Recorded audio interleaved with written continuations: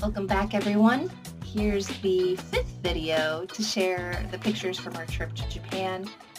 Since we've got over 5,000 of them, I'm separating them into different videos for each day. Hope you enjoy.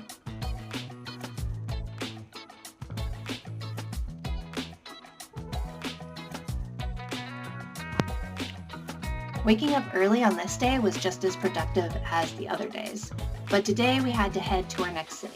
So we packed our bags and checked out. We hit up Sensouji one last time. This time I wanted to make sure I got a stamp.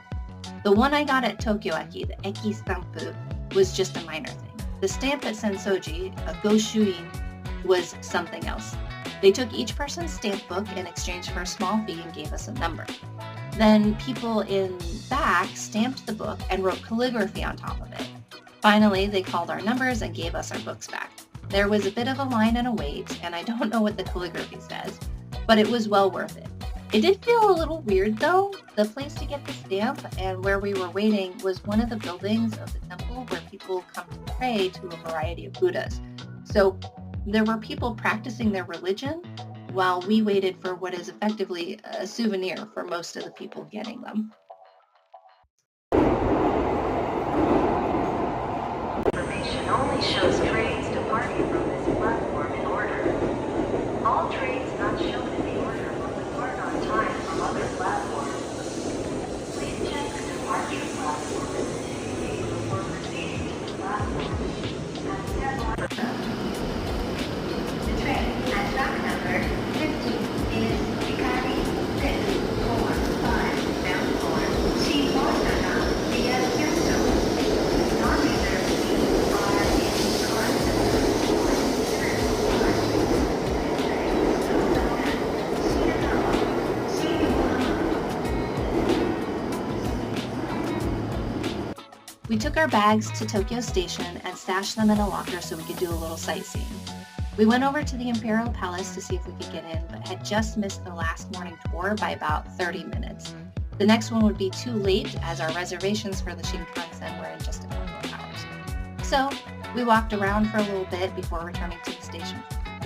We got burgers at what was billed as an English pub, then got some souvenirs at the shops, including the Tomika shop, and got snacks for our train trip.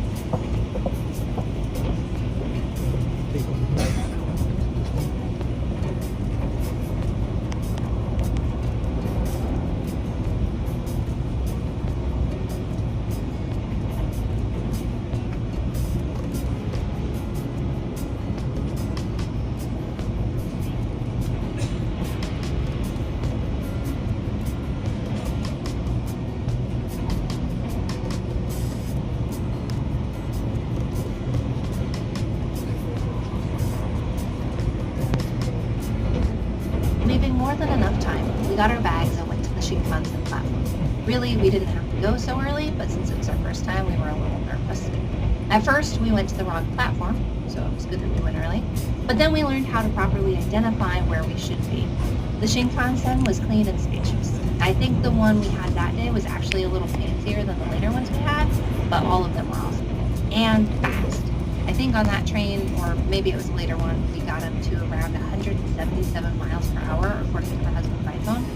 You can see that you're moving fast, but on the inside of the train, you feel very stable and safe.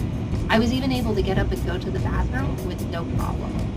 And there was plenty of room for luggage. On this first Shinkansen, which had only 2 seats on each side, we put both bags up top, one being a carry-on size and the other being a regular checked bag size that was not overly large.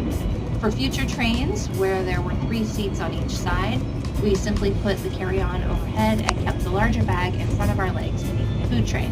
And it was still roomier than an airplane, even with the bag there.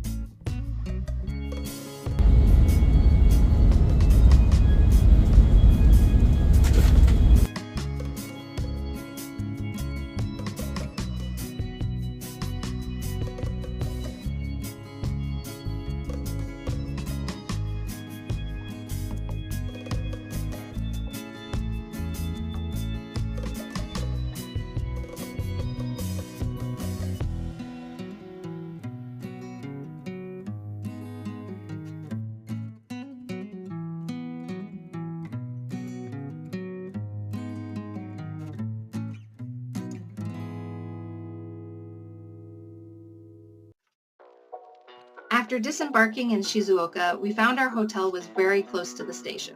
The room was slightly larger than the last one, maybe a few inches on each side. This made a huge difference in terms of being able to open our suitcases, which meant our room would be much less messy. We went out to eat and explore. We found another Coco Curry and ate there since we enjoyed the first location. It was just as tasty, but slightly different from the Tokyo location. The curry was mostly the same, maybe a little bit of a different flavor. And the things that you could add were different as well.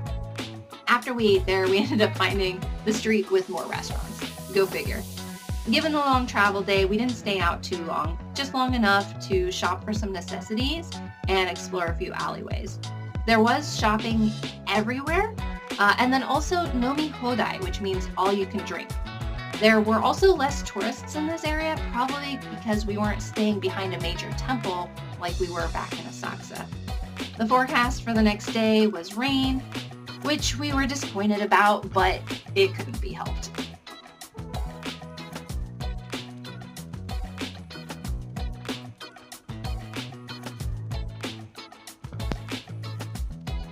Well, that's it for this video. If there's anything you want to know more about, put it in the comments below.